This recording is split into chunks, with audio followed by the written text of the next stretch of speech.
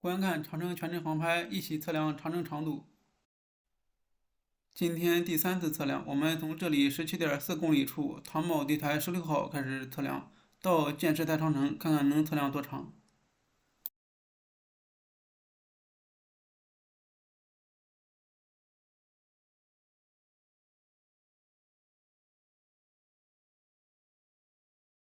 这里是唐某西地台17号，保存的还算完整。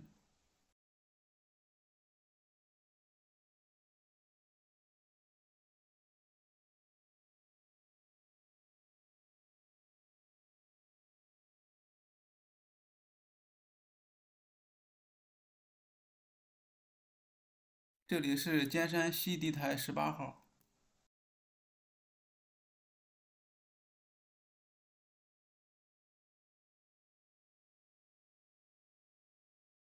上到尖山顶后，3道关长城防御段落结束，往左转进入九门口长城段。这一段被称为五道楼，分布有5座地楼。这是第一座尖山地台地楼19号，五道楼第2座嵩山东地台20号，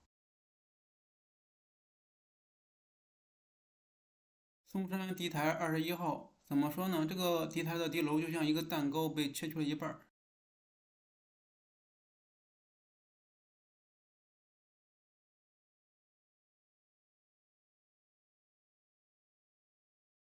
嵩山西地台22号和横岭地台23号，此处地势低，加上正对着长城外侧的一个山谷，外面还修建有拦马墙。为了加强防御，修了离得很近的2座地台，地台之间的外墙是用青砖建的，规格很高。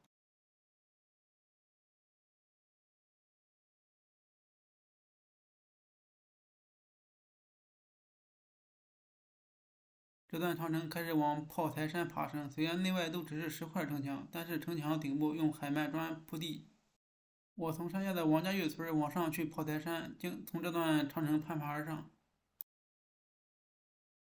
这里是炮台山顶部地楼，只剩下方形条石台基，山下就是王家峪村，属于辽宁省葫芦岛市绥中县李家埠乡。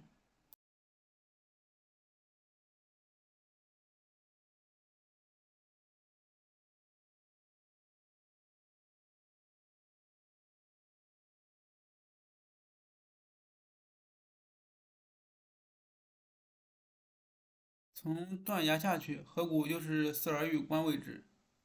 筑有关城，鲁荣三六记载，高1丈2尺，周长117丈，射门楼2个，居住30家。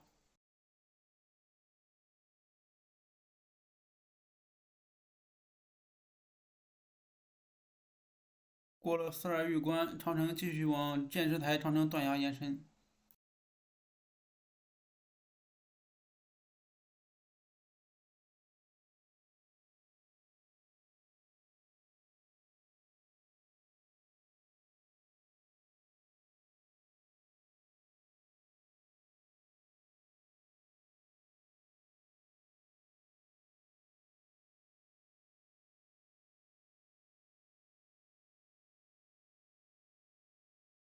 建石台长城断崖，到了这里，长城戛然而止，感觉就像站在摩天大楼的阳台上，俯视断崖下的水库。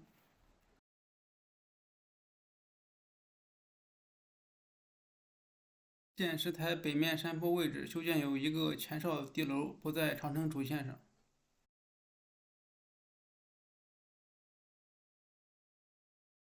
到此测量长城长度21.3公里，下面让我们从空中欣赏这段长城的航拍景观。